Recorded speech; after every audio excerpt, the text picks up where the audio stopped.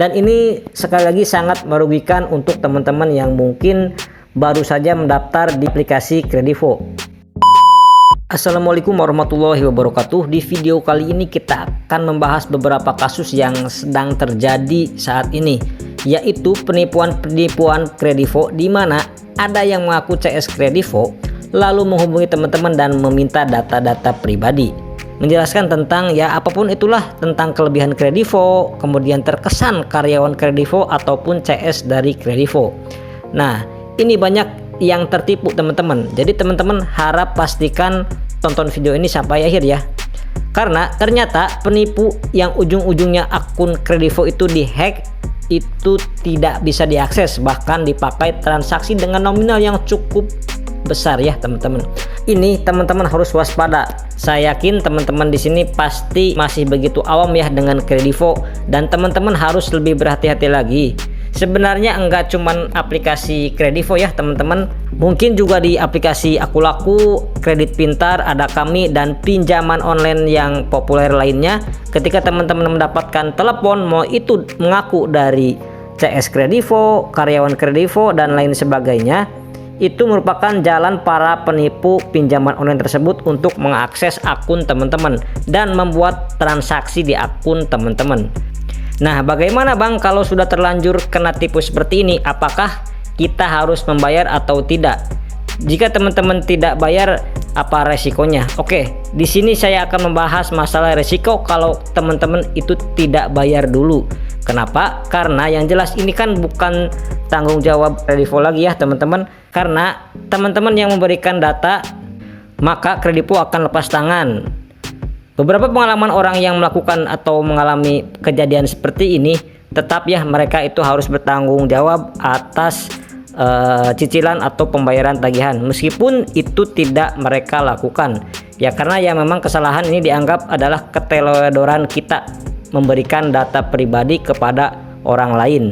Untuk teman-teman yang mempunyai pengalaman akun Kredivonya dihack, silahkan teman-teman bisa sharing-sharing informasinya di kolom komentar. Apakah Shopee Pinjam dan Shopee PayLater itu benar-benar akan membawa ke jalur hukum dan akan didatangi DC ke rumah teman-teman? Saya yakin di antara teman-teman yang mengalami hal serupa dan mendapatkan beberapa ancaman, seperti teman-teman akan dibawa ke jalur hukum, kemudian mendapatkan somasi yang paling terakhir yaitu panggilan surat sidang perdata.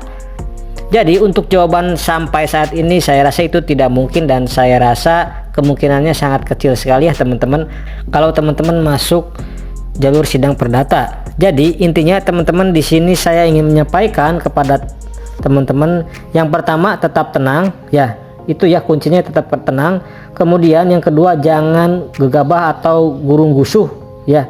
Yang ketiga jangan sampai teman-teman berpikir untuk mencari dana talangan seperti gali lubang atau tutup lubang dengan membayar hutang Shopee PayLater, karena ketika teman-teman nanti gali lubang tutup lubang dan teman-teman itu tidak bisa membayar hutang, dan ujung-ujungnya kalau teman-teman udah pernah gabay di satu pinjol akan kesulitan gabay lagi dan akhirnya terjebak di pinjol.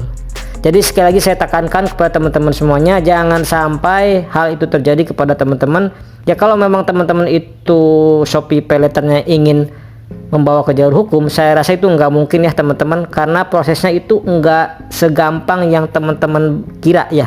Untuk masalah DC lapangan, Shopee PayLater juga itu masih belum ada di seluruh Indonesia, bahkan katanya cuman masih ada di Jabodetabek aja. Untuk daerah-daerah lain itu saya belum mendapatkan update-nya dari teman-teman semuanya. Untuk teman-teman yang ingin curhat mengenai Shopee PayLater atau Shopee Pinjam, silahkan teman-teman sharing-sharing informasinya di kolom komentar. Jadi ini ada yang bertanya ya teman-teman, kemarin kalau misalnya gaji kita pas-pasan, kemudian gaji habis buat bayar pinjol dan ada kebutuhan untuk bayar sekolah anak atau biaya berobat dan lain sebagainya, yang memang itu adalah kebutuhan primer kita, ya lebih baik memang saran saya adalah galbay aja dulu ya teman-teman, karena ya resiko pinjol kita sudah bisa ukur ya, resikonya sampai sejauh mana.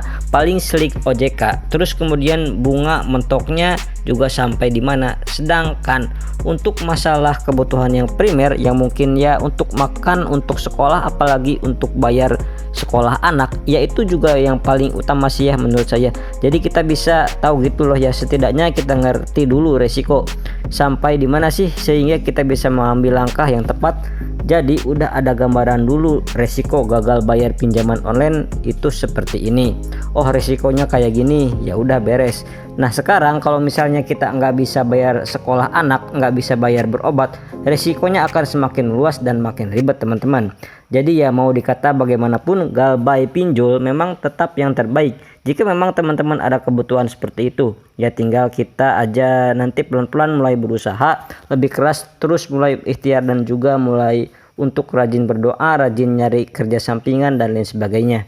Diberikan kemudahan, diberikan jalan yang lurus oleh Allah SWT untuk mendapatkan penghasilan tambahan yang bisa teman-teman gunakan untuk mungkin ditabung sedikit demi sedikit untuk membayar hutang pinjaman online-nya.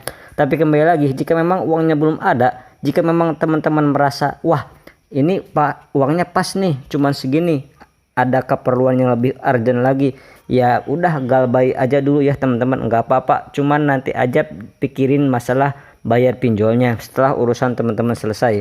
Jadi jangan sampai hal ini juga mengganggu fokus di pekerjaan ya teman-teman. Jangan sampai juga hal ini mengganggu di hal-hal yang lain, karena sekali lagi gagal bayar pinjaman online itu nggak akan ada resikonya yang berat kecuali memang mindset pola pikir teman-teman ketakutan. Itu loh yang sebenarnya yang membuat masalah pinjol ini menjadi seakan-akan menjadi sebuah masalah yang berat ya teman-teman. Takutnya debt collector datang ke rumah, ginilah, takut malu sama tetangga dan lain sebagainya. Memang menjadi sesuatu yang paling menakutkan sebenarnya dibandingkan ancaman-ancaman yang lain. Tapi ya kalau teman-teman bisa menerimanya, bisa mulai untuk ikhlas dan pasrah, apapun yang terjadi ya itu insya Allah itu bakal jauh lebih mudah dan jauh lebih bisa melewati dengan lebih baik ya teman-teman. Untuk teman-teman yang mempunyai pengalaman terkait debt collector pinjaman online, silahkan teman-teman bisa sharing-sharing informasinya di kolom komentar. Sekian dulu di video kali ini, saya pamit. Wassalamualaikum warahmatullahi wabarakatuh.